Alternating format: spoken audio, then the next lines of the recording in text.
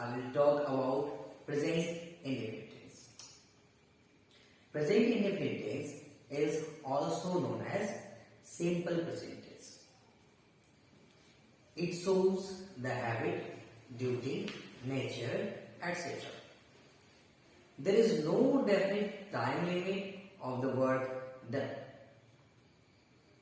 Now we will learn the structure of the present indefinite tense. For an affirmative or positive sentence, it is subject plus first form of the word or fifth form of the word plus object. For example, I read the book. You play football. She reads the book.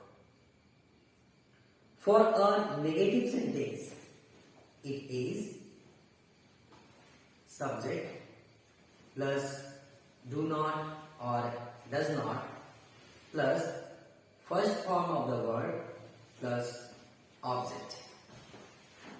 For example, I don't read the book. You don't play football. She does not read the book. For an interrogative sentence, it is do or does plus subject plus first form of the word plus object. For example, do I read book? Do you play football? Does he read the book? Now you may ask how we know where to use first form of the word and where to use fifth form of the word. Where we use do and where we use does.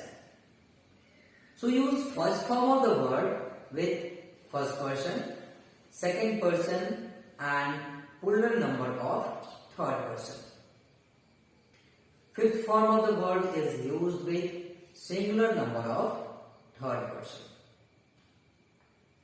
If you still have confusion in understanding person and number, please watch my separate video on the topic person and number.